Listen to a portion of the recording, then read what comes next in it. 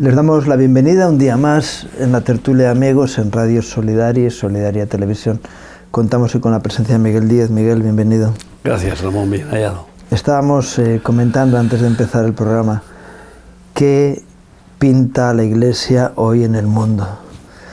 Hay mucha inquietud en que los lugares de culto se llenen, en que crezca el número de las iglesias y yo estoy convencido de que el Señor no quiere a la Iglesia para la Iglesia, igual que el Señor no vino al mundo para Él, sino que vino para nosotros, ¿no? Para la humanidad que estaba perdida, ¿no? Y esa es la pregunta, ¿eh? ¿Qué pinta la Iglesia en el mundo hoy? ¿O cuál es tu perspectiva con respecto a qué pinta la Iglesia en el mundo hoy? Pues realmente no produce un gran impacto en medio de la situación caótica y del clamor, los gritos del mundo, como teníamos un programa, ¿no? De las angustias y de las personas desesperadas, pisoteadas, y bueno, pues que pasan hambre, frío, y que no tienen medicinas, etcétera, ¿no? Y no tienen refugio, ¿no? Entonces el aumento del número de desamparados es exponencial, o sea, es una progresión geométrica, no es poco a poco, ¿no? Está aumentando vertiginosamente, ¿no? Y entonces pues la respuesta que hay que dar es milagrosa para poder ayudar a tanta gente y multiplicar panes y peces. Pero para multiplicar panes y peces hay que poner los panes y los peces. Lo que tenemos, pusieron todo lo que tenían y entonces Jesús multiplicó. Pero claro, cuando la mayor parte de las iglesias evangélicas se dedican a buscar su reino primero familiar, que es lo primero para ellos. Es más, tú recuerdas que en una reunión de pastores muy relevantes, pues tuve que escuchar que la familia es lo primero. Y dije, pero ustedes qué Biblia han leído, ¿no? Amarás al Señor tu Dios con todo tu corazón, y el que ama más padre, madre, esposa, hijos que a mí no es digno de mí. Digo, ustedes no pueden afirmarse en esa doctrina, ¿no? Y bueno, pues si buscan primero su reino familiar y luego el reino eclesial, ¿dónde está lo principal? Porque dice, mas buscad primeramente el reino de Dios y su justicia, y todas las demás cosas serán añadidas. Entonces ahí está el gran problema, ¿no? Que no se busca el reino de Dios, y algunos que lo buscan, bueno, podrían ser parecidos a esos de la iglesia del reino de Dios, esa iglesia que es absolutamente corrompida, pues está absolutamente corrompida, primero por sus orígenes de brujerías y de hechicerías y de fetichismos y de comprar las bendiciones, ¿no? Entonces la Iglesia Universal, que sabemos del reino de Dios. Entonces, pero buscan, en si acaso, el reino de Dios, pero no la justicia. Y esa es la verdadera religión. Justicia al huérfano y a la viuda, a los necesitados. Fíjate, estuve visitando el monumento principal que tiene la Iglesia Universal en Sao Paulo, que es el Templo de Salomón. Bueno, es una réplica multiplicada, bueno, es un sitio, pero me llamó la atención que los pastores de esa denominación son casados, pero les buscan que no tengan hijos para que puedan ser instrumentos de dedicación. Sí, dedicación absoluta. Es el mismo sistema que utilizó la Iglesia Católica en un momento determinado, porque al principio no era así. De decir, no, los ministros tienen que ser, no tienen que tener hijos, porque el tener hijos conlleva que, bueno, hay herencias, hay todo este tipo de cosas, y entonces les prohíben, si si se consagran como pastores, les prohíben tener hijos. No, casarse no, se casan, pero no tienen hijos. Pero después ya han prohibido casarse, ya en un concilio católico. No, en el concilio católico sí, pero la Iglesia Universal... la Iglesia Universal, sí. Son casados, pero no tienen hijos. No tienen hijos. Es decir, ¿y cómo evitan que tengan hijos? Pues los esterilizan y ya no pueden tener hijos.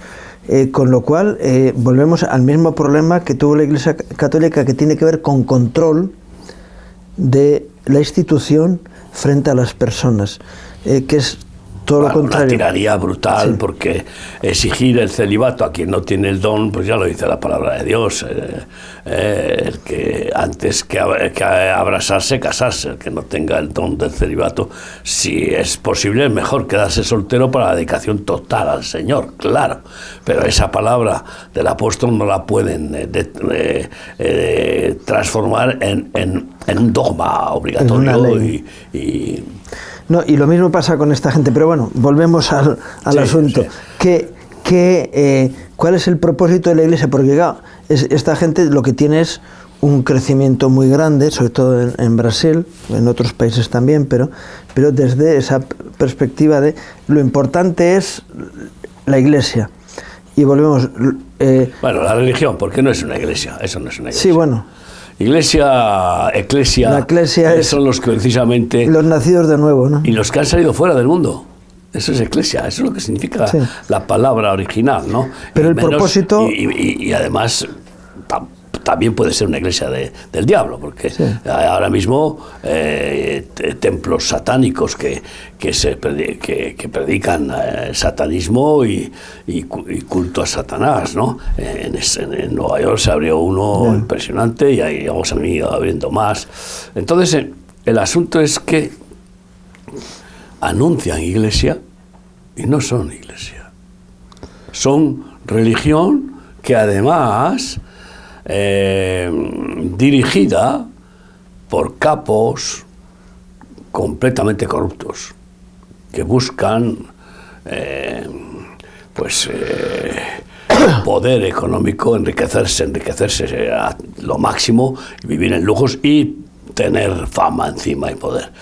Se hizo un reportaje, un vídeo del fundador de esa iglesia, pues formando una fiesta con montañas de billetes y lanzándolos al aire en un regocijo impresionante, él y dos de sus capos, o no sé cuántos, ¿no? Entonces, eso fue uno de los vídeos.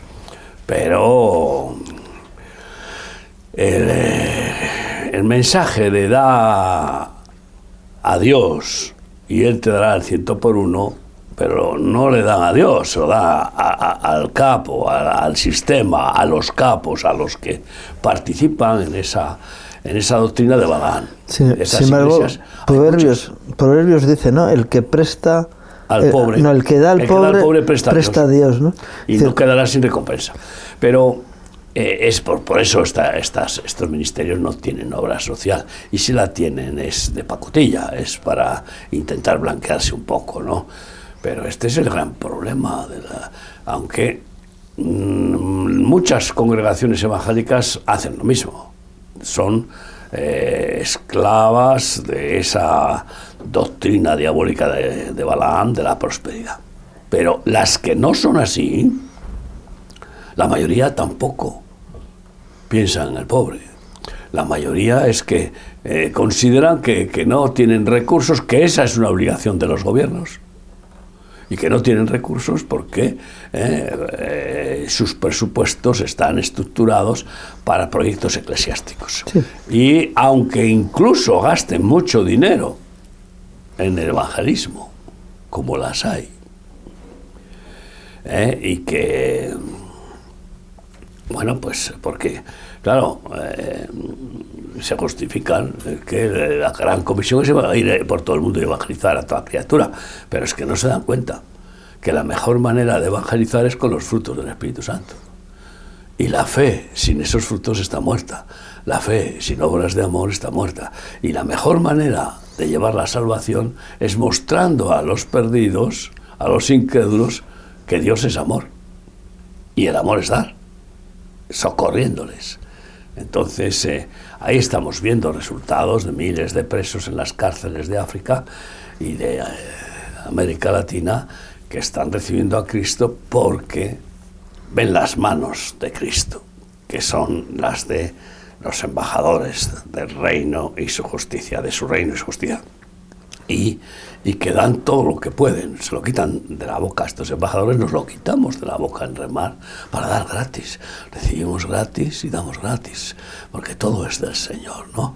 Y eso es lo que produce realmente una reflexión de decir, Dios es amor, y yo quiero ese amor, quiero amar con ese amor y quiero seguir al que nos amó tanto. Tú hablabas de que está próxima la Semana Santa, pues al que nos amó tanto que dio la vida y hasta la última gota de su sangre para pagar la factura de nuestros pecados. Eso es amor, darse. Amor es dar.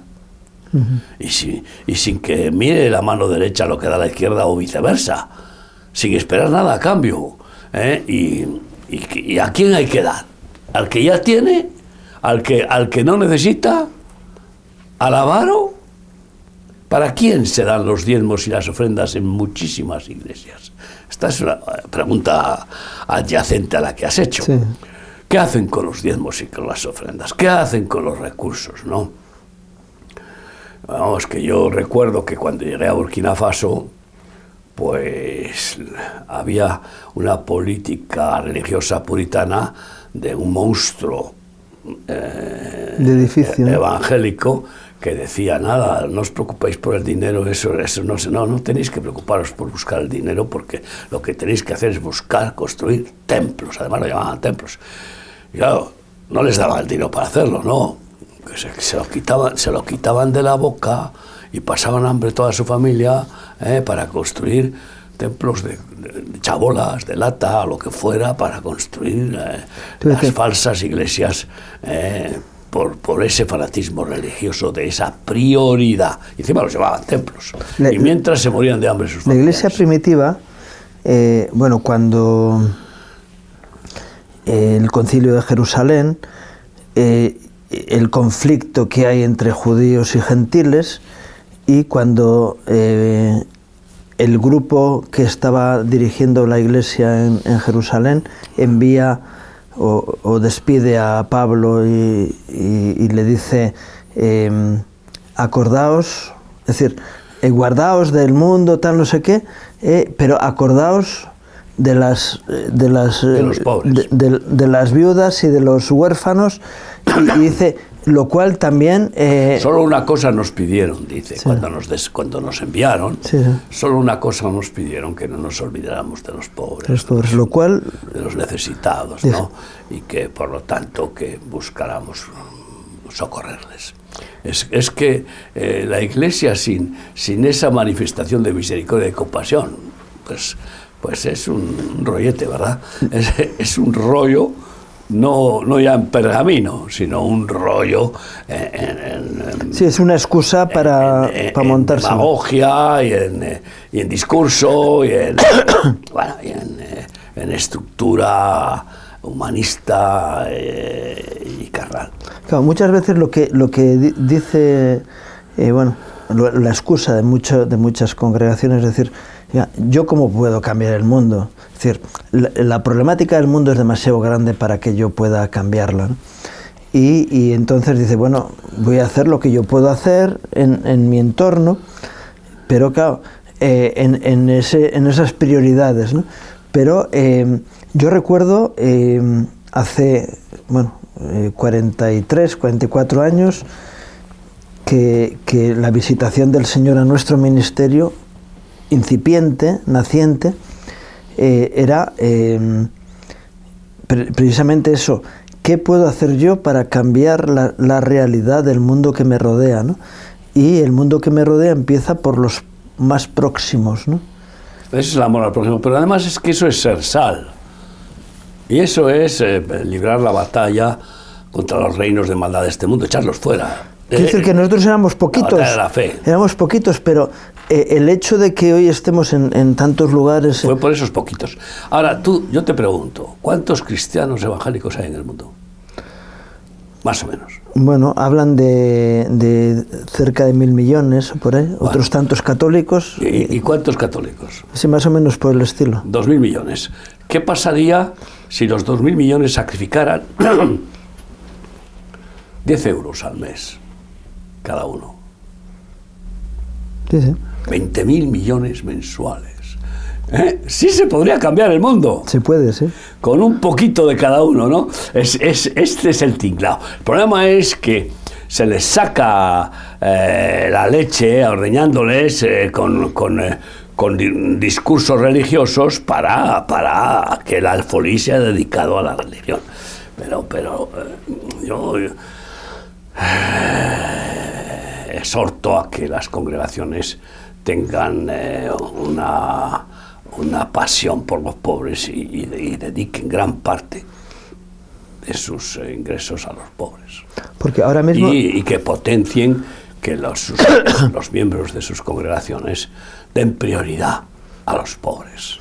Ahora mismo en España está creciendo el número de personas que están dentro de lo que los técnicos llaman el umbral de la pobreza, ¿no? Ya. Es decir, aunque tengan trabajo. Sí, eso está creciendo y lo vemos en los comedores sociales que tenemos, en concreto en Madrid, y vemos cómo viene gente que tiene trabajo y que no llega a fin de mes con su realidad, ¿no?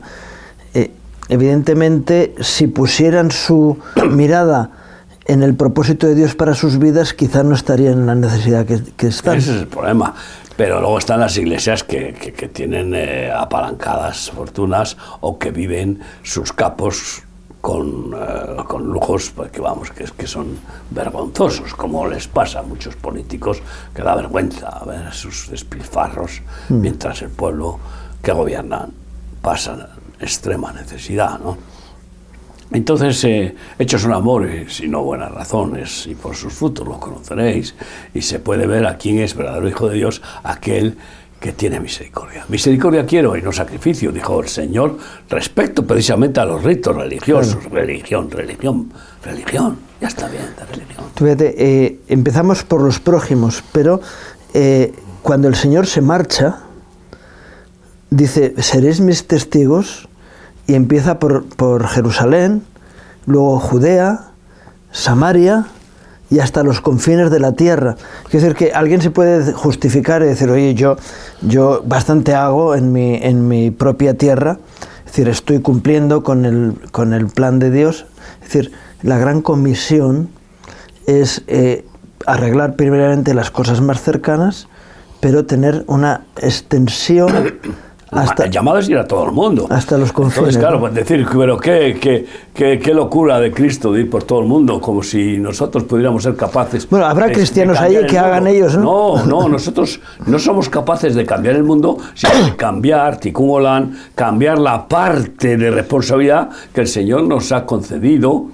Con su autoridad y compartiendo su compasión, su misericordia, ¿no? Y por tanto, sumando esas responsabilidades cumplidas, se cambia el mundo. Y de hecho, estamos demostrándolo precisamente con lo vil y menospreciado. Dios escogió a lo vil y menospreciado para avergonzar a los sabios.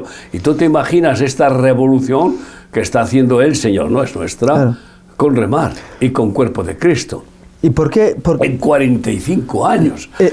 Mientras congregaciones que llevan cientos de años, pues ahí están apalancadas y aunque hayan crecido y tengan un número, y hoy hablan de una iglesia de 400 miembros como si fuera algo grandísimo, que no es cuestión numérico. Lo que el Señor no quiere, número, quiere personas consagradas, quiere fieles, no quiere cristianos, no. Eso fue un insulto de los antíocos a los que seguían a Jesús, que él les llamaba fieles y les llamaba discípulos. Y el gran problema es que con esa falta de visión del reino de Dios y de su justicia, ni siquiera los pastores, la mayoría, ni siquiera ellos son discípulos. ¿Cómo van a hacer discípulos si ellos no lo son?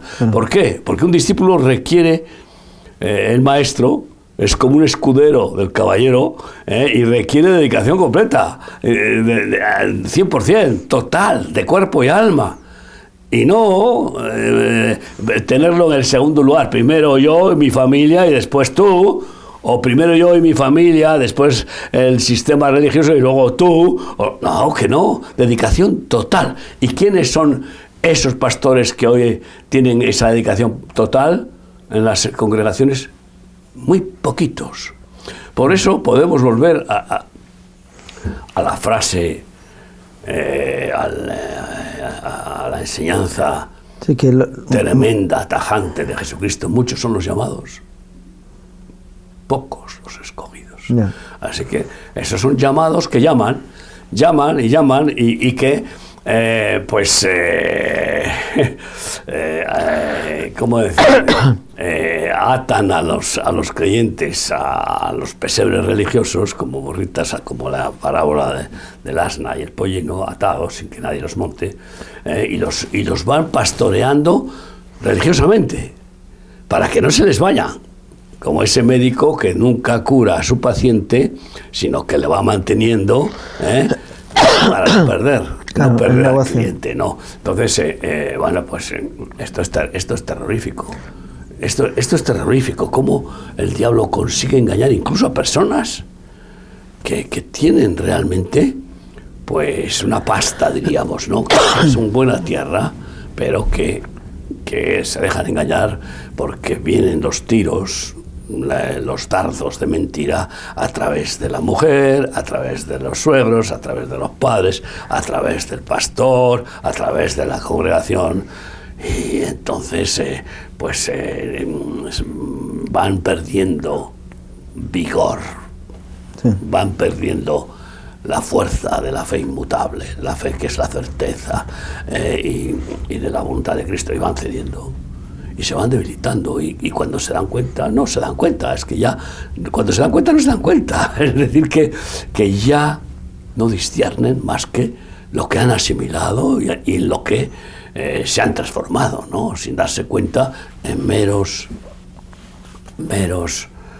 ministros religiosos. Sí, antes utilizaste un texto bíblico que dice que escogió a lo vil y menospreciado para avergonzar a los sabios, ¿no? Avergonzar no es desechar. Es decir, el propósito de utilizar a los torpes es que los que no lo son tanto reaccionen. El tema, el avergonzar es para que reaccione. Es igual que cuando hablamos de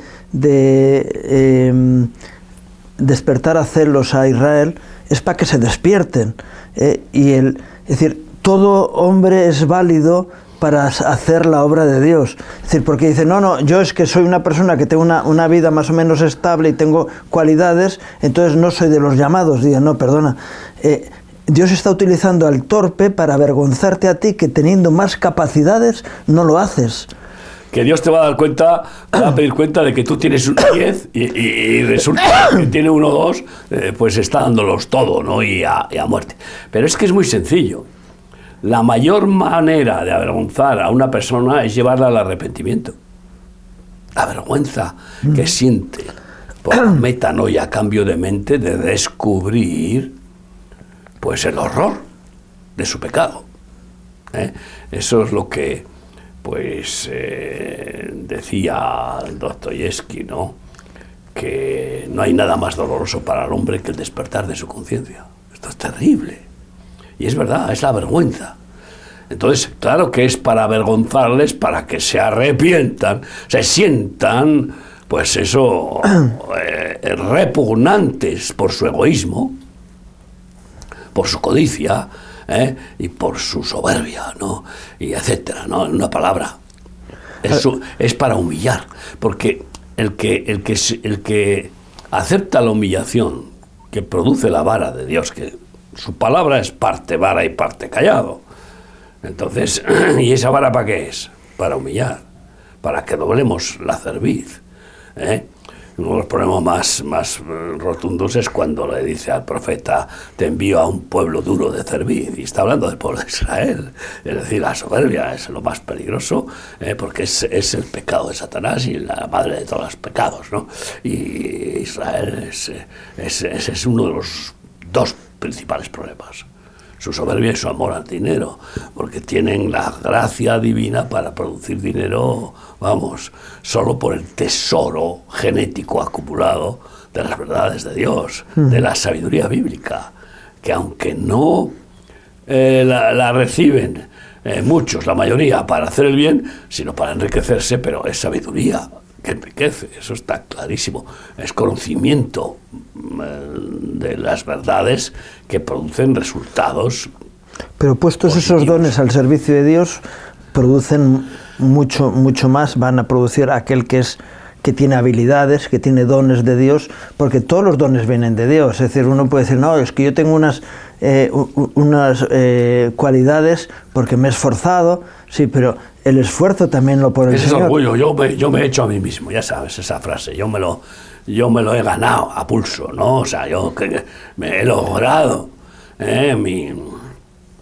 mi posición, ¿no? Entonces eso es soberbia. Tú, si viene Dios y hace así y caes frito, o sea, entonces al final es eso, la verdadera madre de la sabiduría, que es la humildad, ¿no? Y para aprender humildad hay que aceptar la humillación de nuestros errores, y esa es la vergüenza, es una vergüenza. Es el dolo que se decía en la religión católica antiguamente, el dolo del arrepentimiento. Claro que es doloroso el arrepentimiento, porque te revuelve las entrañas el descubrir. ¿Cómo puede ser que yo haya sido tan malvado? ¿Cómo puede ser? Que yo me creía bueno. ¿Y cómo puede ser? Que yo resulta que soy un asesino silencioso, por no socorrer al que se está muriendo de hambre. Soy un asesino silencioso. Sí, sí. ¿Por qué? Porque pudiendo dar de comer, no le he dado. Claro, es que no le he visto, pero si es que hoy sí que no hay excusa. Hoy se ve por todos los medios, hoy no hay excusa, no hay escapatoria. Entonces, si tú no haces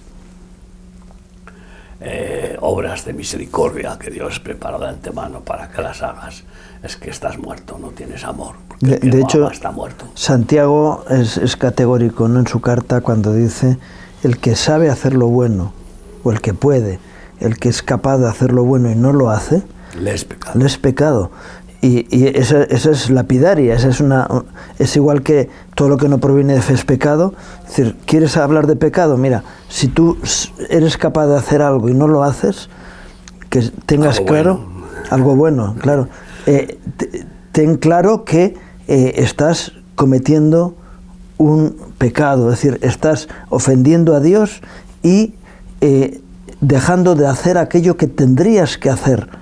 Y bueno, pero yo no soy, si otros tampoco lo hacen, yo tal, dice, si te escudas en el pecado de los demás, vas a ir al mismo sitio donde los demás van a ir, si no es por la gracia de Dios. Porque el pecado lo que hace es esclaviza y te lleva a la destrucción personal. Y es así, dices, de tal manera que yo sé que estoy poniendo a la gente entre la espada y la pared, pero es la realidad. La palabra de Dios es una espada, no es un plumero. Entonces, mira, si Dios quiere, mi esposa y yo vamos a Ucrania a final de mes. Bueno, pues aquello ya veis cómo está. O sea, entonces, ¿cómo puedes tú ayudar? Ya está bien de criticar y odiar a Putin y a esto y lo otro, y ya está bien de entrar a saco en esta demagogia política y de los medios de información que quieren el morbo para que su audiencia se mantenga o suba, ¿no? No. ¿Cómo puedes ayudar tú en la guerra de Ucrania? Pues enviamos contenedores de ayuda humanitaria con alimentos porque allí estamos dando de comer a miles de personas y eso vale una fortuna. ¿Y por qué no apoyas con apadrinar un contenedor o participar en apadrinar un contenedor? ¿Por qué? Pues porque cuestan un contenedor ahí 4.000 y pico euros y mandarlo a Rumanía y luego de allí ir trasladándolo en camiones pequeños o furgonetas hasta Ucrania. Esto tiene un proceso de trabajo que, bueno, el trabajo lo hacemos ad honorem, pero pero el gasoil ya vamos a ver cómo está el tema, lo cual va a pasar que van a subir más los fletes, transportes, etcétera. Ayuda, apadrina, igual que en este retiro de Esther que tuvimos hace 2 fines de semana. No, fin de semana pasado. El fin de semana pasado, fíjate tú qué tremendo. Pues es que para mí el tiempo es una historia que mejor no quiero hablar de ella, porque pues, para mí un día es como si fuera una semana, o sea, no sé cómo explicarte. Ocurren tantas cosas. La tensión en la que vivimos. Pero ese fin de semana pasado tuvimos retiro de Esther y pues hubo apadrinamientos de niños, de varias mujeres, pero que escucharon. Tú que nos estás escuchando, reacciona. Tenemos que honrar a 2 ministerios que nos han enviado una ayuda humanitaria, uno de 7.000 y pico euros, que me gustaría pues, bendecirlos y darles las gracias, y otro de 1.000 y pico. Bueno, pues eso, pues oye, es un esfuerzo el que han hecho, que Dios les bendiga. Pero, ¿qué es eso? Para dar de comer a 3.000 personas como mínimo en Ucrania cada día y a cientos de miles en el mundo como estamos haciendo. Bueno, si tú no lo haces, no te digas que es que no puedes hacerlo, pero puedes participar y ayudar, sumar. Entonces, desde aquí pues, hay que dar un trompetazo y decir, oye, despierta, que despierte tu conciencia, que recibas pues ser redarguido de que no das lo que puedes dar para socorrer a los necesitados y que por tanto estás en un peligro de acabar tibio y ser vomitado a la boca de Jesús, porque el amor tiene que crecer. El amor de Dios no necesita crecer, es absoluto y perfecto, pero en nosotros la medida de fe y de amor tiene que crecer. Y por eso Jesús le dice a Simón Pedro, ¿me amas más que esto? ¿Se puede amar más? Claro que sí, todos. ¿Queremos amar más al Señor y al prójimo? Ahí está la pregunta. Y si queremos, ¿qué pasa? La realidad de Ucrania, pues Dios nos da el amor. Ucrania es un país europeo de gente europea. Digo, bueno, hay problemas en otros países, pero digo por la cercanía, ¿no? Por la similitud. Entonces, ¿qué es lo que hay? Ancianos, evidentemente un Estado que lleva 4 años en guerra, el tema de los ancianos, que el pago a los ancianos para que puedan vivir, eso no existe. Es decir, no hay jubilación ahora. No hay jubilación. No hay pensión. No hay pensiones. Entonces, ¿qué ocurre con los ancianos? Digo, bueno, pues alguno puede vivir de sus hijos. No pueden vivir de sus hijos porque muchos de sus hijos han muerto en la guerra. Es decir, estamos hablando de más de 500.000 de combatientes ucranianos muertos, que eran sustento de sus familias, de sus mujeres y de sus quedan hijos. Viudas y niños. Viudas y niños y ancianos que están sin ayuda. Es decir, es un... No, el gobierno es que no puede, está solo maquinaria de guerra, y recaudar miles de millones luego, por todo el mundo, y todas las mordidas. Y todo lo que la mala gestión. Esa es la realidad de un país de Europa. Es decir, Polonia hizo un esfuerzo tremendo de llevarse mucha gente de Ucrania, porque son vecinos y son familia, ¿no? De alguna manera. No, y además es que pasaban a la fuerza. Bien. Y Rumanía, en su medida, también ha ayudado en algo, pero lo que es la población de la propia Ucrania, que es algo, es decir, vamos a despertar a la gente a la realidad de lo que está pasando. Es decir, y estamos aquí muy preocupados con, bueno, pues eso, que si festivales, que si historias, ¿no? Y la realidad es que tenemos a las puertas, a pocos kilómetros nuestro, una gravedad, una crisis humanitaria grave, y que, claro, ya han pasado 4 años, la gente se cansa de ser solidaria, y sin embargo es lo que hay que hacer justo cuando hay ese cansancio. Tú hablas de renovarse en el amor, es decir, esa es la forma de renovarse en el amor. Hay un ministerio que tuvimos durante años un llamado que era vemos, ¿no? Vemos. Voluntarios evangélicos, misioneros, obra social. Porque vamos, ¿no? Y claro, cuando ojos que no ven, corazón que no siente. Y la tendencia es eso de, bueno, ahora estamos con otro lío, ya Ucrania queda al lado, que se arreglen como puedan. Dice, los millones que se están gastando en armamento, yo sé que hace falta cambios y la guerra de Irán tendrá sus justificaciones, pero todos esos recursos que van para armamento dejan de darse para otras cosas. Y eso... Es que habría recursos, además, de si se dejara despilfarrar. Tú fíjate qué desfachatez estamos presenciando. Que los que gobiernan impíamente hablen de amor y odio. Amor. Ahora hay que amor. Solo falta que nos canten una canción romántica. O que vuelvan a la época de los hippies. Que no saben lo que es el amor. Porque amar, ¿qué es hablar de amor? Dar de comer al necesitado, bajar los impuestos para que puedan llenar el depósito los camioneros que van a malvender el camión, o los tractoristas que están cerrando las explotaciones agrícolas porque no pueden, o los pescadores que no pueden echar el gasoil en el barco. ¿Amar es eso? Dar es amar. Y no, esto es el colmo ya de la desfachatez que estamos presenciando, que de aquellos que a lo bueno dicen malo y a lo malo bueno, y que encima arrojan sus culpas sobre otros para intentar hacerles culpables de sus culpas, ¿no? En lugar de avergonzarse, en lugar de humillarse, en lugar de arrepentirse.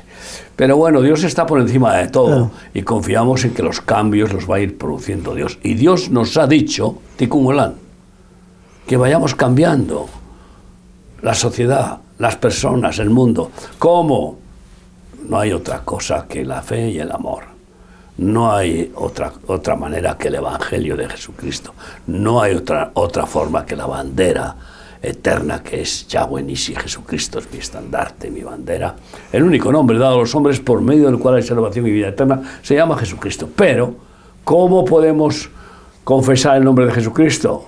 ¿Con el puño cerrado? ¿Con la mano cerrada? No, dando y dando.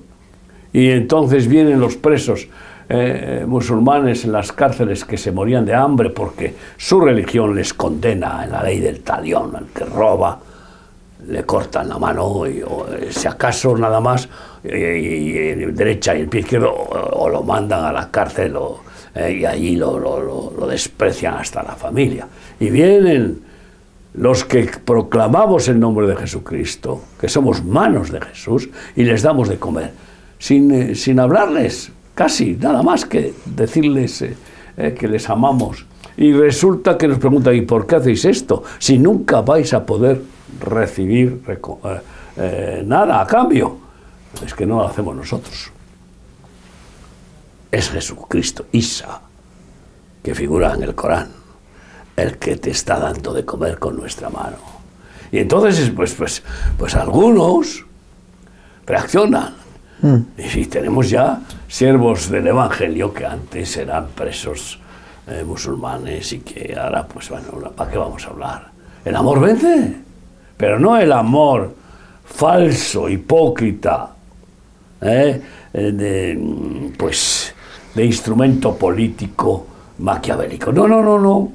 El amor de Dios, que es puro, perfecto, que es dar la vida por el amado, como Él la dio. Eso es lo que convence. Y ese es el llamado, ¿no? Apadrina niños, hombre. O apadrina el flete de un contenedor, o parte, o lo que puedas, para poder colaborar. Y hay personas que podrían dar mucho, porque tienen mucho. Y van a tener que dar cuentas a Dios. Los que más tienen, más cuentas tienen que dar. ¿De qué te has creído? ¿Es tuyo? No es tuyo.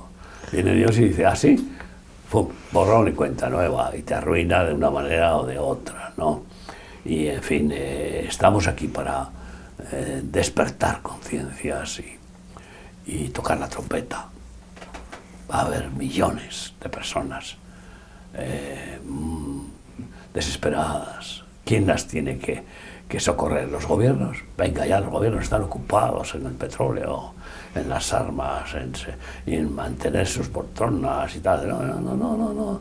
Ni miran a esos millones de desamparados, ni los miran, pasan de largo. Pero es el pueblo de Dios que participa de la misericordia de Dios, que se ha enamorado de Dios y del prójimo, el que está siendo instrumento de la misericordia divina para ayudar a los necesitados, ¿no? Yo te pregunto, porque hoy me va por hacer preguntas, como hacía Jesús. Jesús a las preguntas que le hacían contestaba con preguntas, a veces. Pues, ¿cuántos misioneros vamos a necesitar para seguir usando remarsos en las catástrofes y las guerras, cuando podamos ir, que ya vamos a poder pronto ir a algunos de los países devastados, como puede ser Venezuela, donde podemos probablemente entrar, y en Cuba, donde podremos entrar con las manos llenas para repartir a los que están desesperados. En los dos sitios estamos. Ya, decir, estamos allí, pero no en la forma en la que podríamos estar. Sí. Si no sé, si se rompen los impedimentos que nos están haciendo, ¿no? Entonces, pero quien digo, en esos países, vuelvo a decirte, cuando podamos ir a Irán, cuando podamos ir a Gaza. Pues vamos a necesitar todos. Es decir, no un número concreto, sino todos los que vengan. De hecho, ese es antes comentabas de que son muchos los llamados y pocos los escogidos, y que el Señor nos dice que oremos pidiéndole al Padre que envíe obreros a la mies, ¿no? Es justo lo anterior a esa frase. Y hacen falta todos. Luego, la realidad es que Dios no es que Dios necesite a esas personas. El tema es que las personas necesitan servir. Personas que, estaba pensando, están viniendo hermanos o están yendo hermanos de Argentina, de los países del sur de América, a Ucrania. Desde allí van y están, y el reporter que dan cuando vuelven a su país, después de estar 6 meses o el tiempo que están, dice: mi vida ha cambiado, soy otro que el que fui. Esa es la realidad, que quien va a servir y se entrega, el principal beneficiado es la misma persona que va, porque es transformado, porque cuando el amor de Dios corre a través tuyo, te limpia de egoísmos, te quita quejas y limpia tu corazón y tu mente de tantas cosas que impiden que tú puedas hacer la obra de Dios, ¿no? Entonces, un corazón limpio ve al Señor. Una mente limpia puede escuchar la voz de Dios. Pero cuando alguien está metido en la toxicidad del funcionamiento del día a día, de la rutina de su vida, no es capaz de transformarse. Bueno, en realidad, yo, por puntualizar algo que has dicho, ¿no? Efectivamente, Dios no necesita nada. Es dueño absoluto de todo, pero se ha creado Él se ha limitado, sometido, ¿no?, a esa necesidad. ¿Por qué? Porque cuando Jesús, por amor a nosotros, para que reaccionemos. Y se ha sujetado a una necesidad de que nosotros voluntariamente, como mostremos que somos verdaderos hijos y seamos sus colaboradores, y se ha sujetado a hacer sus buenas obras a través de sus hijos.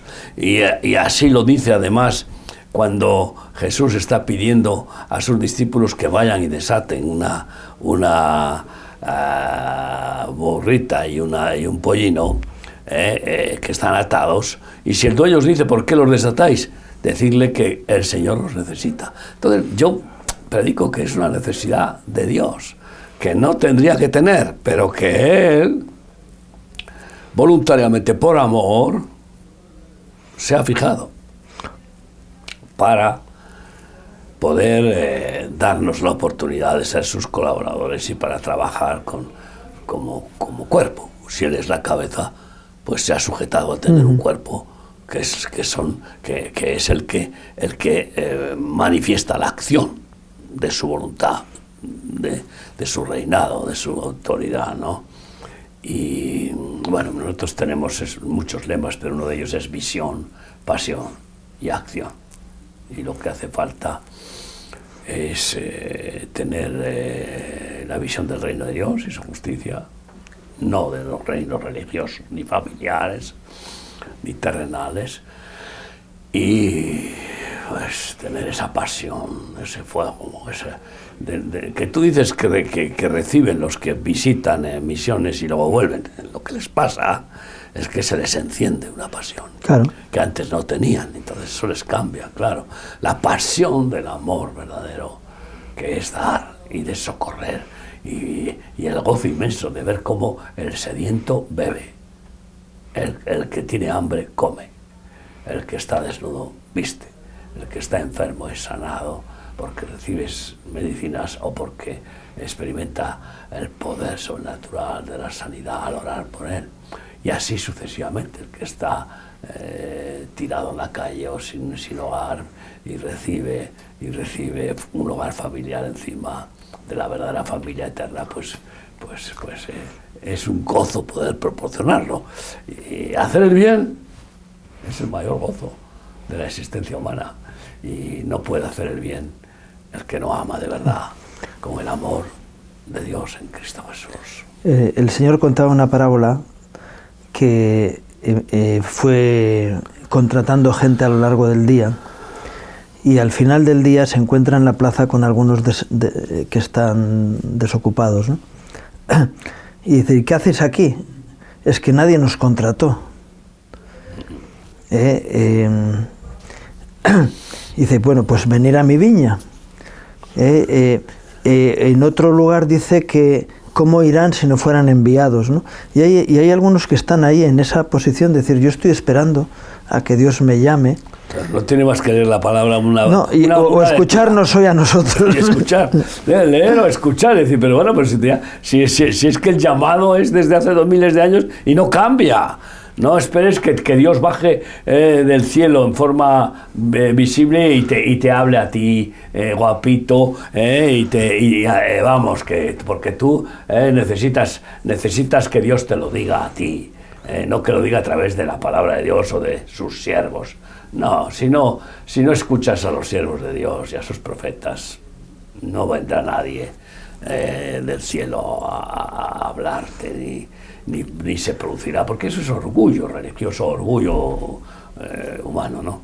En cualquier caso, está clarísimo que Dios va a apretar fuerte a este mundo para que se humillen muchos, sean avergonzados muchos en el quebrantamiento.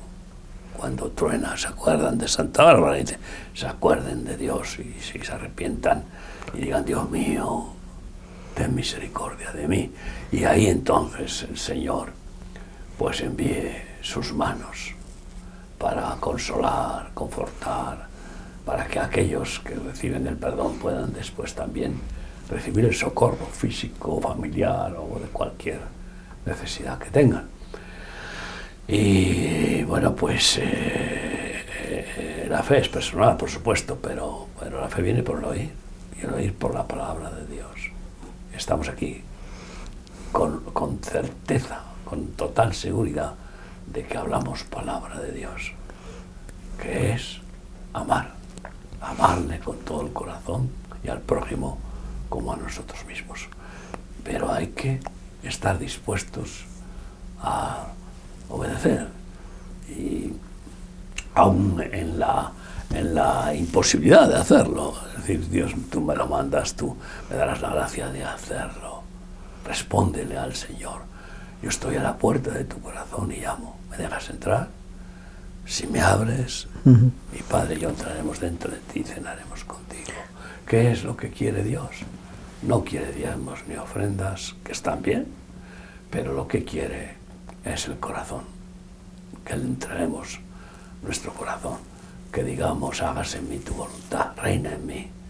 Es tremendo decir Señor, Señor, y no dejarle enseñorearse y gobernar, sobre todo el bolsillo, eso no me lo toques, no dejar gobernar nuestro matrimonio, nuestra familia, no, ahí yo soy el que dirijo, o etcétera, no, Señor, es el dueño absoluto, y por eso, no todo el que me dice Señor, Señor, entrará en el reino de los cielos, sino el que hace mi voluntad, como yo he venido a hacer la voluntad de mi Padre. ¿Y cuál es la voluntad de Cristo? Amar, ser grano de trigo que cae a la tierra y muere cada día para que el Espíritu Santo produzca mucho fruto a través de esas personas fieles que se dejan escoger porque se niegan a sí mismos, toman su cruz cada día y siguen a Jesús. Lo demás, bueno, pues es discurso, pero el que lo hace, ese es el verdadero discípulo, el verdadero Hijo de Dios y el instrumento del Rey para establecer a través de él, como embajadores suyos, estos siervos, su reino y su justicia. Sí. Eso es lo que es importante hoy más que nunca, proclamar. Comentabas antes que vais a ir tu esposa y tú a Ucrania. De hecho, vais a Kiev se está organizando para que el alcalde de Kiev y el gobernador de la provincia os puedan atender, porque a pesar de todas las infraestructuras y las cosas que a veces vemos imágenes de una ciudad más o menos importante, la necesidad cada vez es más fuerte en estos lugares y están, incluso los políticos de más alto rango están desesperados buscando soluciones que no tienen, a pesar también de toda la corrupción y que todo lo que pueda haber, pero aumenta el número de los necesitados y de hecho nos han dejado algunas propiedades para un colegio, que se está administrando un colegio para huérfanos, etcétera, ¿no? Está habiendo situaciones de ese tipo y está bien que vengan de América, de Argentina o de toda esa zona, gente a ayudar, pero los españoles, que se supone que somos gente solidaria, a lo largo de la historia de este país siempre ha habido la solidaridad de los españoles a las necesidades por muchas partes del mundo, que hizo que el Imperio Español estuviera en tantos lugares, más la solidaridad que el militarismo, ¿no? Sí, aunque era una solidaridad religiosa, en ese caso, pues ya sabes, amparada en una religión que se cree que se puede comprar el cielo con obras, ¿no? Yeah. Porque ese es el conflicto. El protestantismo, la fe sin obras, no hace falta obras. Y el catolicismo, no hace falta fe, con que hagas obras compras el cielo, ¿no? Entonces, esto es terrible, ¿no? Como el diablo consigue. Cojos, votando con una pata solo, ¿no? Entonces, pero en cualquier caso, hacer buenas obras, aunque sea sin fe, pues es positivo. Hasta un vaso de agua que des a un... Entonces, pero, como tú has dicho, ¿no? Pero lo cierto es que ahora mismo uno se pregunta qué está haciendo la Iglesia Católica y la Iglesia Evangélica en este conflicto de Ucrania. Estamos allí. Y no vemos que haya una... ¿Por qué nos dan chance a nosotros? Porque somos los únicos que estamos. De visita, a través nuestro, a ver la obra que hacemos, alguno raro deja una ofrenda, y no muy grande, y se vuelven. Pero la verdad es que solo de forma personal el Señor toca algún corazón y entonces van allí a sacrificarse y a dar su vida, como tú estás diciendo que lo están haciendo algunos argentinos y de otros países y españoles nuestros, ¿no? Entonces, qué bueno que pudieran ir españoles evangélicos o católicos incluso, pero no de visita. Porque claro, tú recuerdas que cuando los refugiados hicimos un llamado con eso de Vemos, voluntariado. Hubo más de 3.000 voluntarios que fueron desde España. Sí. Desde las iglesias de España. Bueno, pero ¿cuánto tiempo estuvieron? Sí, también les decíamos, más de 15 días en aquella época suponía una toxicidad en la mente de la gente que había que sacarlos. Podían volver después, pero se quedaba la gente exhausta en pocos días allí porque tenían que hacer un trabajo de 10 horas de diarias, sí, esforzada. No, pero iban una semana, o sea que no... Iban 15 días, sí, más o menos. No todos, muchos una semana y otros 15 días, ¿no? En cualquier caso, podían descansar y aún quedándose allí. O sea de hecho, nuestros obreros también los teníamos que sacar a descansar y luego volver. Pero nuestros obreros volvían. Y esos no volvían. Eran 15 días, esos 15 días testimonio, y 15 días. Decían qué impresionante y qué experiencia tan fuerte. Oraremos por vosotros. Y cómo ha cambiado el Señor un poco mi corazón. No, pero claro, no. Lo que se necesita son obreros que permanezcan, ¿no? Porque además, cuando un misionero llega a un lugar, para adaptarse al lugar, tiene días. Y sobre todo con el idioma ya es un problema grave.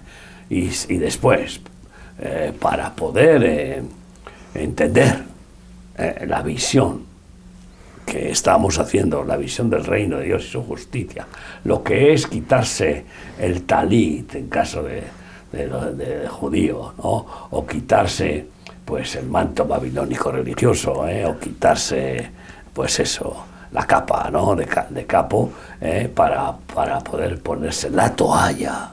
Porque allí, ¿qué se necesita en estos lugares? Se necesitan predicadores más que trabajadores. Se necesitan cocineros, se necesitan personas que laven la ropa a estos pobres ancianos y a los niños, que se necesitan camareros, y se necesitan limpiadores, y se necesitan constructores, y se necesitan, sí, médicos, como hemos enviado, que ha sido una obra impresionante. A miles de enfermos han atendido nuestros médicos voluntarios preciosos que bueno, yo vi como el Señor también les premió. Era un matrimonio, es un matrimonio de médicos de Guatemala y que no podían tener hijos. Y he asistido en Guatemala cuando hemos tenido el congreso, que estaban allí a ver cómo ya estaba a punto de dar luz. Y después, al salir de Guatemala, me notificaron del nacimiento de su bebé, ¿no? Menudo regalazo también, claro. El Señor a una pareja estéril, ¿no? Pues es que este es el tema, este es el tema al que busca primeramente el reino de Dios y su justicia. Todas las demás cosas le serán añadidas, cuanto más tener bebé, aunque la ciencia diga que es imposible.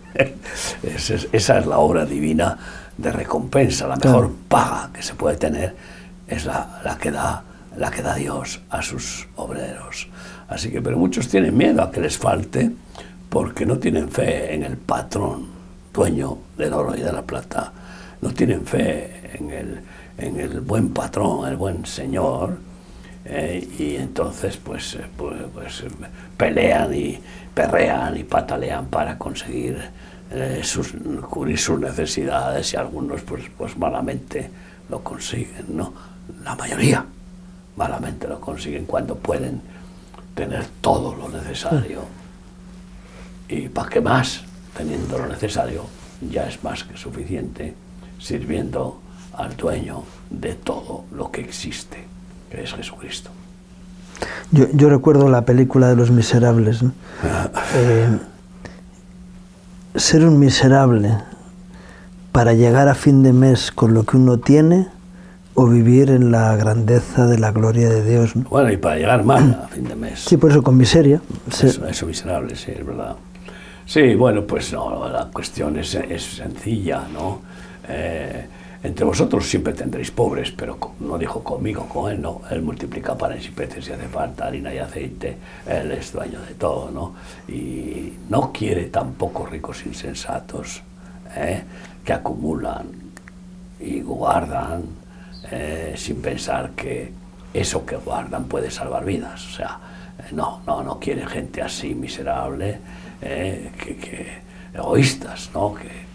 Que están ahí almacenando porque tienen miedo, no tienen fe y buscan lo suyo, y porque tienen avaricia, ¿no? Una vez predicando por estos medios, pues resulta que me llamó una persona y me dijo: ¿cuándo puede usted venir a verme? Porque yo quiero hacer tesoros en el reino de los cielos, donde el orín y la polilla no corrompen, ni ladrones minan ni hurtan, como usted ha predicado, ¿no? Y quiero aportar. Y yo dije: mire, yo no puedo ir cuando usted me está citando, pero le enviaré a mi el secretario que vaya ahí y tal, ¿no? Y resulta que yo había entrado en un poco de no queja, pero una tristeza, diciendo: jo, nosotros con estos medios que no hacemos teletones ni maratones, y que nos cuesta pues un gran sacrificio sostenerlos, de la radio y la televisión, y resulta que ahí está ese famoso ministerio que hace un teletón y que en 15 días recauda, no sé si 3,5 millones o 4 millones de pesetas. Estoy hablando de hace muchísimos años. Y a mí me daba un poco, y nosotros tenemos que estar siempre pues al filo del precipicio, ¿no? Sin reservas, siempre sobreviviendo como Dios quiere. ¿Para qué guardarla? El que guarda el dinero que se necesita para salvar vidas, pues es como el que para la sangre. El dinero es la sangre del mundo. Y entonces y resulta que lo que dio este hombre era exactamente lo que habían recaudado durante 15 días con teletón, maratón, con insistencia, y ofreciendo bendiciones y esto y lo otro, estrujando y estrujando y estrujando, 15 días. Y vino el Señor y con un solo botón, en un instante, nos lo dio. Por tanto, haz tesoros en el reino de los cielos.